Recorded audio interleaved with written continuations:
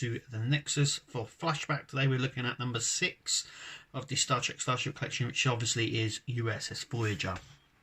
So here's the model. We'll have a little closer look at that model in a bit. A little bit more about the magazine. So this was released way back in the 30th of October 2013. So this was released way back in 2013 in October. Obviously Voyager is Intrepid class, launched in 2351, and she has 15 decks. There is a lot of little hints in this magazine of stuff that was to come in the series, which we didn't know was going to be in the series before this issue was released. So yeah, we get a nice stats here that we always do. So a crew of 141, warp 9.975, 4 torpedo launchers, obviously Captain Janeway as well. There is obviously this CGI version of the ship. But here comes our first clue. It's a space dock. This is really weird because I don't believe Earth space dock ever featured in Voyager.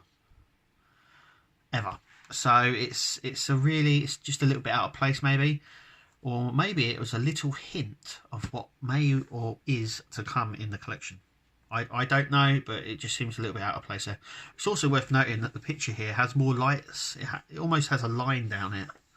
Now that's not in the magazine. That's actually on this render that they've done here. Anyway, so coming back to Voyager. So obviously we know a lot about Voyager, and there is a lot of information. Once again, we get another 2 hints. Second page in, Armoured Voyager. Iris, that's the racing ship that they use, which we've recently done, I think, and I can't remember the name, but we recently done an episode on it, and obviously a Delta Flyer as well. All them to come in the series. So yeah, so here we have obviously warp core ejection, obviously the Year of Hell episode with the escape pods. This obviously goes more in to the voyage into Voyager and much more in-depth information as well. Obviously since this they've released obviously the Armoured Voyager, the Delta Flyer, and the XL Voyager as well. Then we come on to Voyager's AeroShuttle. Once again, it's something that we get in the collection, but it all seems to be predicted in this book. It's just weird.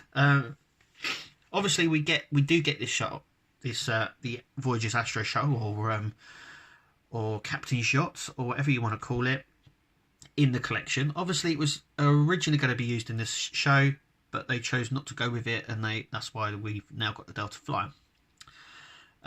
Obviously think of what you may of that, but yeah, we will be doing a collection here on this series of episodes. So make sure you click to subscribe.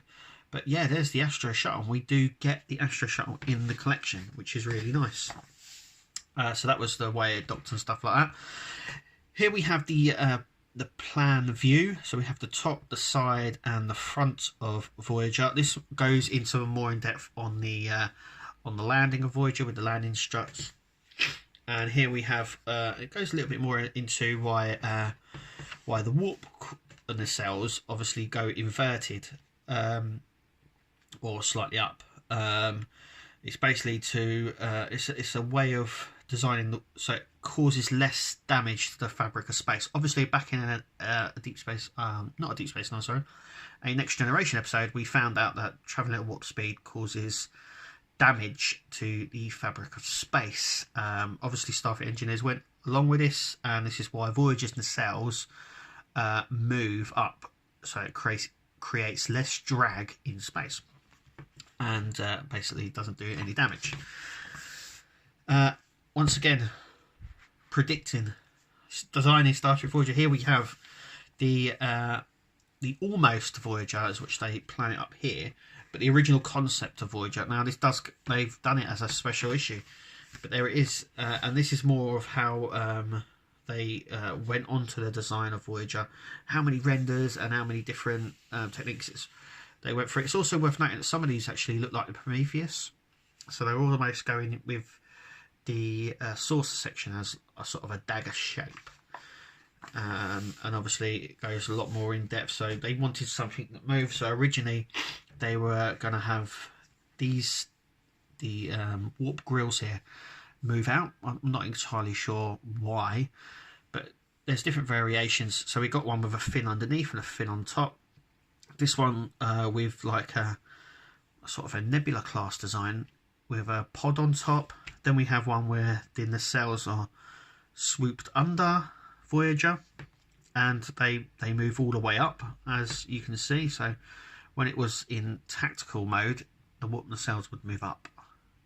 That's quite cool. But like we said, we do get the concept Voyager. Then we come on to the filming. So obviously it began life as a filming miniature, like a lot of the models do. And then over time it went to CGI, where they could do a lot more with it. But that goes into more of the detailing of it. Then we come on to the on-screen. Next time we're going to be having a look at the Klingon battle cruiser in issue 7. That's probably our next episode, so make sure you keep an eye out for that. And then we come on to the little trivia bits there. Obviously it was seen, first appearance was in Caretaker, last appearance was obviously in Endgame. And that's it. So that is the back of the magazine, which is the top of Voyager. I just want to see if it's the same. No, it's actually, the picture is slightly smaller. But anyway, shall we take a look at the model? So here we have Voyager, a much more closer look at Voyager as well. So this is how it sits on the stand. It's a lot higher up than most of the ships that we get in terms of height wise. So let's take a closer look at Voyager. So I'm just going to move the light a second, see if we can get better lighting. So there's the light a little bit better now. As you can see, there is a fair bit of detail on this. There's also the bit I don't like is this little gap just here on it. I don't seem to care for that as much. It looks okay from the front, but at the top you can very much see it. Yeah, I mean, some of the panel lines here are buried, and this is because this top section is die cast, and you don't seem to get a lot of, you can't get as much detail as you can with plastic, and you can definitely see the difference. So this is the top of Voyager, and obviously this section from here all the way along is die cast. Underneath it's plastic, and you can already tell the difference with the panel lines on the top, but it doesn't diminish. It's got a lot of detailing in it, but just not as much, and obviously they can't get that with the die cast as well. It's more of a color wise, it's like a bluey off colour, like eggshell blue or something like that. It's not entirely blue, it's not grey neither, but there is so much detail. I mean, even along the back here they've been able to get the shuttle bay there. Obviously it's just painted, but with the lines here, I mean, what they can get with the size as well. Here we have the light plastic, so let's light flew. I like this on the nacelles, I think it's a nice touch. Mine has a little blemish just here, which pushes it out slightly. Doesn't really matter. The other side's a lot better, so let's just spin it round so you can see that. So yeah, it's nice. I mean, what they've got and what they've done is just amazing. Underneath we've got, it's a really nice nacelle there, deflector dish, shall I say. Obviously the AeroShuttle here, that's really nicely represented. Some lovely lines here and lovely bits just all poked out really nice. Obviously the warp core ejection system here, this is where the warp core drops out. Or is it back slightly? I'm wondering if it's here. I'm wondering if it's actually here it comes out. Anyway, then we come to the back. There's loads of detailing on here. Sadly, they've never done the a in-warp version of Voyager. They may do in the past, but I don't think they could justify, or even myself really, buying this exact same model with the engines up for £13. I just don't. I couldn't. I've already got Voyager. You know, whether it's got some sails up or down, it's never here nor there. Though I know a lot of people would like that. I just don't know if they would shell out for it. I know I probably wouldn't. Though saying it, I probably would. Anyway, that is Voyager. I mean, it sits really well. It's quite high up, and it doesn't. I mean, it's quite stable in them. But anyway, that is Voyager. A must for any Star Trek fan, and a must for any Voyager fan. Anyway, that is us here at the Nexus. Thank you for watching, and we'll catch you at the next Flashback.